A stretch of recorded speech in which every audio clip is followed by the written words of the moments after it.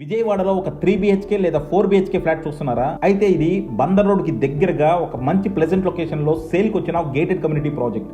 పక్కా వాస్తు, full amenities తో చాలా luxuries గా నిర్మించారు. సో మీరు గనక ఒక అఫోర్డబుల్ ప్రైసింగ్ లో 3 బిహెచ్కే 4 బిహెచ్కే ఫ్లాట్ సొంతం చేసుకుందాం అనుకుంటే ఇంకా ఆలస్యం చేయకుండా కింద డిస్క్రిప్షన్ ఉన్న కాంటాక్ట్ నెంబర్ కి వాట్సాప్ కాల్ చేయండి. Welcome to icon politics. Laddu వివాదాస్పదమైన అంశంలో సుప్రీంకోర్టు రాష్ట్ర ప్రభుత్వానికి కొన్ని సూచనలు చేసింది. అవేమంటే, ఎందుకు మీరు ముందుగానే చెప్పారు, సెకండ్ ఒపీనియన్ తీసుకోకుండా ఎందుకు చెప్పారు అనే దాని మీద మన ప్రముఖ పొలిటికల్ అనలిస్ట్ త్రిపురనేని చిట్టిబాబు గారు ఉన్నారు మనతో పాటు. ఆయన ఒపీనియన్ తెలుసుకుందాం. అసలు ఎందుకు చెప్పు ఉండాల్సింది, ఎందుకు చెప్పారంటారు అనే అంశం పైన. నమస్తే చిట్టిబాబు గారు. నమస్తే. నమస్తే సార్. అయితే లడ్డు కల్తీ నెయ్యి వివాదంలో ఇప్పుడు సుప్రీంకోర్టు చేసిన వ్యాఖ్యలు అంతటా కూడా చర్చనీయాంశం అయిపోయినాయి సార్. అసలు మీ ఉద్దేశం ప్రకారం సుప్రీంకోర్టు ఓపెనింగ్ రిమార్క్స్ లో సూచనలు అన్నాము, సూచనలుగా చేసింది సుప్రీంకోర్టు. శుతిమెత్తని ముట్టికాయలు వేసింది చంద్రబాబు. అది ముట్టికాయలే, శుతిమెత్తగా వేసింది. మీరు ఆ విచారణ జరగకుండానే ఎలా పబ్లిక్ లోకి సీఎం గా ఉండి పబ్లిక్ లోకి ఎలా వచ్చి దాన్ని మాట్లాడారు. రెండో పాయింట్, మీ దగ్గర ఏమన్నా ఆధారాలు ఉన్నాయా, కల్తీ చేయడానికి ఆధారాలు ఉన్నాయా? ఒక పక్క మీ ఆఫీసర్ ఏమో కల్తీ అన్నవి రిజెక్ట్ అయిపోయి పంపించేసామని చెప్తా ఉంటే, మీరు ఒక పక్క కలిసిందని ఎట్లా చెప్తున్నారు? ఇవన్నీ శుతిమెత్తని మొట్టికాయలు, బుద్ధి లేని మాటలు మాట్లాడారు అని చెప్పకుండా కోర్టు కనుక కొంచెం గౌరవంగా మాట్లాడారు కనుక బుద్ధి లేని మాటలు మాట్లాడారు అనకుండా ఇది ఎట్లా చెప్పారని ప్రశ్నించారు. చంద్రబాబు మొదటి నుంచి ఈ తిరుపతి లడ్డు విషయంలో ఒక రాజకీయ కుట్రకి ఏం చేశాడు? రాజకీయ కుట్ర తీసుకొద్దామని ప్రయత్నించాడు. ఎందుకంటే ప్రజలు ఎక్కడికక్కడ నిలదీస్తున్నారు, తిరుపతి ఏమైంది, అక్కడ Vizag railway zone, Vizag steel plant కార్మికులు గొడవలు చేస్తున్నారు, దాని సంగతి పట్టించుకోరేంటి, స్పెషల్ స్టేటస్ గురించి నోరు కూడా విప్పరేంటి అని ప్రజలు ఎక్కడికక్కడ ఆలోచిస్తున్నారు. ప్లస్ వరదలు వచ్చి, వరదల్లో అది చేసేసి అవి చేశారు, హంగామా స్టేట్మెంట్ ఛానళ్ళు పెట్టుకుని చెప్పడం తప్పితే అనేక మంది అక్కడ వరదల్లో ఏమీ అందకుండా ఇన్ని కోట్లు ఖర్చు పెట్టాము, అన్ని కోట్లు ఖర్చు పెట్టాము డబ్బాయి మాటలు తప్పితే, అన్ని కోట్లు ఖర్చు పెడితే వాటర్కి 24 కోట్లు వాటర్ బాటిల్ ఖర్చు పెట్టారట. ఇంకో 150 కోట్లు 350 కోట్లు పులిహార పొట్లాలు ఖర్చు పెట్టారట. ఏది లెక్కలు చెప్పడం తప్పితే ఎంతమందికి అందిని వాటర్ బాటిల్? ఫస్ట్ ఫ్లోర్ లో ఉండే వాళ్ళకి వాటర్ బాటిల్ ప్యాకెట్ కూడా లేదు, కింద ఫ్లోర్ లో ఉండే వాళ్ళకి మాత్రం అని చెప్పి మళ్ళీ దాంట్లో 10 మంది ఉంటే కూడా 5 ప్యాకెట్లు ఇచ్చి మీరు చదువుకోండి పంపించి వాళ్ళ పట్టుకు వెళ్ళిపోతారు. ఇవన్నీ ప్రజలు నిలదీస్తున్నారు. ఎక్కడెక్కడ చంద్రబాబు పరుగు పోయి సిగ్గుతో తల వచ్చే పరిస్థితి, ప్రజల దగ్గరికి వెళ్ళలేని పరిస్థితి. పవన్ కళ్యాణ్ అలాగే పవన్ కళ్యాణ్ ఎక్కడికి వెళ్తే అక్కడ 32,000 అమ్మాయిలు మిస్ అయ్యారని పచ్చి అబద్ధం ఆడేవే. లోక్సభలో అది పచ్చి అబద్ధం చెప్పేశారు కదా. అది కూడా చెప్పింది ఎవరో కాదు, మేము మిత్రపక్షమైన బీజేపీ తరఫున బండి సంజయ్ ఆయన హోమ్ మినిస్టర్ హోదాలో చెప్పాడు వివరాలు. సో ఇంకా ప్రజలు ఎక్కడెక్కడ సిగ్గుందా మీకు? ఇన్ని అబద్ధాలు ఆడతారా? అబద్ధాలు రాజకీయాలకు వచ్చారు, ఇప్పటికీ ఇంకా అబద్ధాలు ఆడుతున్నారు. అబద్ధాలు ఆడుతూనే గెలిచారు, అబద్ధాలు ఆడుతూనే ఇంకా నిలదీశారు. దీన్ని తప్పించుకోవటానికి, ఆ ప్రజల యొక్క కోపం నుంచి తప్పించుకోవటానికి ఏదో ఒకటి చెయ్యాలి. అది ఇప్పుడు తిరుపతి లడ్డూని పెట్టుకుంటున్నాడు. తిరుపతి లడ్డు నీ హయాంలోనే 14 సార్లు తిరుపతి లడ్డు ఆ నెయ్యి తిరుపతి లడ్డూకి వచ్చే నెయ్యి 14 సార్లు నీ హయాంలోనే రిజెక్ట్ చేశారు.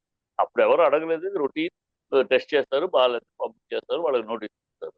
అలాగే వైసీపీ హయాంలో 18 సార్లు, ఈ 33 సార్లు నెయ్యి కల్తీ జరిగిందని ఈ 10 ఏళ్లలో పంపించారు. అది రొటీన్. అది అక్కడ ఒక సిస్టమ్ ఉంది, ఒక సర్టిఫికేట్ రావాలి, వచ్చినాక 3 టెస్టులు తీస్తారు, 3 శాంపుల్స్ తీసి ఆ 3 శాంపుల్స్ పాస్ అయితే ఆ బండి లోపలికి వెళ్తుంది, లేకపోతే బయటికి వెళ్ళిపోతుంది. ఇది ఒక రోబస్ట్ సిస్టమ్, అది ప్రమాణమైన సిస్టమ్. మన ఏ దేవస్థానంలో లేని సిస్టమ్ మన దగ్గర ఉంది.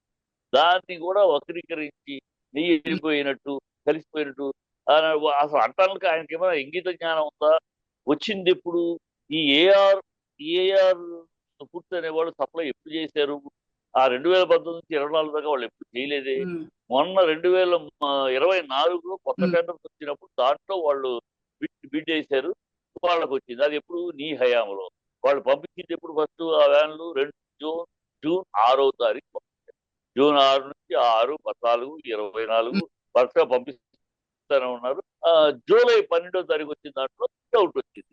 దాంట్లో టెస్ట్ లో పాస్ అవ్వలేదు. వాటిని వెనక్కి పంపించేసామని ఈఓ పచ్చిగా ఆన్ లెటర్ సంతకం పెట్టి మరీ ఇష్యూ చేశాడు. అది అప్పుడే పంపించేసామని. ఇంకా ఏవో ఇప్పుడు కలిస్తే నీ హయాంలో కలిసి ఉండాలి. అంతేగా మీరు కదా ఇచ్చారు ఏవోకి ఆర్డర్. మీ హయాంలో ఆ దౌర్భాగ్యం జరిగితే మీ దాంట్లో జరగాలి. అక్కడ కలిసే అవకాశం లేని దాంట్లో కలిసిపోయినట్టు, ప్రజలు తినేసినట్టు, అది వెళ్ళిపోయినట్టు. గతంలో ఇప్పుడు వచ్చింది కనుక గతంలో ఎప్పుడు వచ్చింది, గతంలో 18 సార్లు ఆ హయాంలో వైఎస్ఆర్సీపీ హయాంలో 18 సార్లు రిలీజ్ చేశారు. ఇది రొటీన్ ప్రాసెస్. దీన్ని కూడా ఒక రాజకీయం చేద్దాం, ప్రజల్లో ఎంత పాపం చేస్తున్నాడంటే దేవాలయానికి ఉన్న తిరుపతి దేవస్థానానికి ఉన్న ఒక పవిత్రతని, ఆ లడ్డూలకి ఉన్న ఒక విశిష్టతని ఆ భంగపాలు చేసి ఆ మనోభావాలు అనేక మంది విశ్వాసుల మనోభావాలు దెబ్బకొట్టి దాని నుంచి పేలాలు ఏరుకుందాం అన్నట్టు రాజకీయ లబ్ధి పొందామని ఒక చిల్లర ఆలోచన, చీప్ ఆలోచన, నిరుత్సాహకరమైన అలర్జిటిక్ యాక్షన్ ఆఫ్ చంద్రబాబు. అంత దూరం ఇలా సుబ్రహ్మణ్య స్వామి కేసేస్తాడు అని ఊహించరా. ఆయన ఏమనుకున్నారంటే ఇక్కడ ఎవరు వెళ్ళరు, వెళ్తే మనం మేనేజ్ చేసుకోవచ్చు, ఇక్కడ ఏదైనా కంప్లైంట్ ఇచ్చినా తిరుపతిలో ఎఫ్ఐఆర్ పోలీస్ స్టేషన్ ఇచ్చినా మనం చూసుకోవచ్చు అని ఆయన నేషనల్ లెవెల్లో సుబ్రహ్మణ్య స్వామి వెళ్తాడు అని ఎక్స్పెక్ట్ చేయలేదు. సుబ్రహ్మణ్య స్వామి జైలు వెళ్తేనే ఒక ఆట ఆడిచ్చాడు ఆయన. అలాంటి ఆయన వెళ్తాడు ఈ విషయంలో అనేది ఊహించలా. ఏదో మేనేజ్ చేసుకోవచ్చు. వీళ్ళ హెరిటేజ్ ఇప్పుడు ఏంటంటే ఇంత డ్రామా ఏంటంటే ఒకే దెబ్బకి 2 పెట్టలు అన్నట్టు రాజకీయ లబ్ధి ఒక పక్క ప్రజలను డైవర్ట్ చేయటం ఒక లాజిక్ అయితే, రెండో లాజిక్ ఇప్పుడు ఇట్లా చేసి అట్లా చేసి ఆ నెయ్యి కరెక్ట్ కాదు ఈ నెయ్యి కరెక్ట్, హెరిటేజ్ నెయ్యి తిరుపతి సప్లై 10 లక్షల టన్నులు 10 లక్షల కిలోలు నెయ్యి ప్రతి 6 నెలలకి కావాలి. సో అది తన హెరిటేజ్ ద్వారా చేసుకోవడానికి, హెరిటేజ్ లైన్ లో దింపుకోవడానికి వేస్తున్న ఒళ్ళు కుతంత్రం, అంతకన్నా ఇంకేం లేదు. అతనికి తెలియంది ఎక్కడంటే ఇది ఎంత ఈజీగా అయిపోదు, మనం అది వెళ్ళిపోతుంది అనుకోదు. అది ఇలా వెళ్తుంది, సుబ్రహ్మణ్య స్వామి కోర్టులో వేస్తాడు, సుప్రీం కోర్టులోకి వెళ్తుంది. ఇది ఏమనుకున్నాడు, సిట్ వేస్తాం, సిట్ మనదే, సిట్ ఎవరిది, గవర్నమెంట్ది, తన ఆధ్వర్యంలో ఉంటే ఒక రిటైర్డ్ ఆఫీసరు మేనేజ్ చేసుకోవచ్చు అనుకున్నాడు. ఇది స్ట్రైట్ అవే సుప్రీం కోర్టులో కేసు పడుతుంది అని ఎక్స్పెక్ట్ చేయాలి. ఇప్పుడు గోకుంటున్నాడు, చాలా బాగుంటున్నాడు, ఏం చేయాలి అర్థం కాక ఏదేదో డ్రామా చేయాలని ప్రయత్నిస్తున్నాడు. కానీ రేపు 3వ తారీఖు రేపు తెలిసిపోతుంది చరిత్ర, వీళ్ళ బతుకంతా కూడా. ఇది ఏమిటి అసలు, ఎక్కడ జరిగింది, ఎప్పుడు జరిగింది నెయ్యి ఎప్పుడైనా లడ్డూలో కలిసిద్దా అనే దానికి ఆధారం చూపుతారు. ఎట్లా చూపిస్తారు? మొన్న ఎవరో ఇంకా వాళ్ళ తరపు లాయర్ ఒక మాట మాట్లాడారు, బుద్ధిహీనమైన మాట మాట్లాడతారు డిబేట్ లో. ఒక లారీ వచ్చింది కనుక 10 లారీలు కూడా ఆ అనుమానంతో చూడాలి. గుర్తుందా? అన్ని లారీలు టెస్ట్ చేసిన తర్వాత కదా బాగున్నాయి పంపించేశారు, బాగాలేని వెనక్కి పంపించేశారు. ఇది కదా దశాబ్ద కాలంగా జరుగుతున్న విధానం. దాన్ని ఉత్తరంగా వాగడం తప్పి చేసిన తప్పుకి ఇప్పటికైనా క్షమాపణ చెప్పి దేవుడి విషయంలో తొందరపడ్డాను నేను, తప్పు క్షమాపణ చేసుకుంటే ప్రజల్లో ఒక ఇతను దొరుకుతుంది. లేకపోతే ప్రజలు అసహించుకుంటారు, కాండ్రికి ఉమ్మొస్తారు. దేవుడి విషయంలో కూడా ఇంత నీచమైన రాజకీయాలు చేస్తావు చంద్రబాబు, నువ్వు పాపిస్తోడు అని తెలుసు, కానీ దేవుడి విషయంలో కూడా ఇంత పాపానికి ఒడిగడతావు అని ప్రజలు ఏసరించుకుంటారు, అసహించుకుంటారు, కాండ్రికి ఉమ్మొస్తారు. ఆ పరిస్థితి రాకముందే ఆయన క్షమాపణ చెప్తే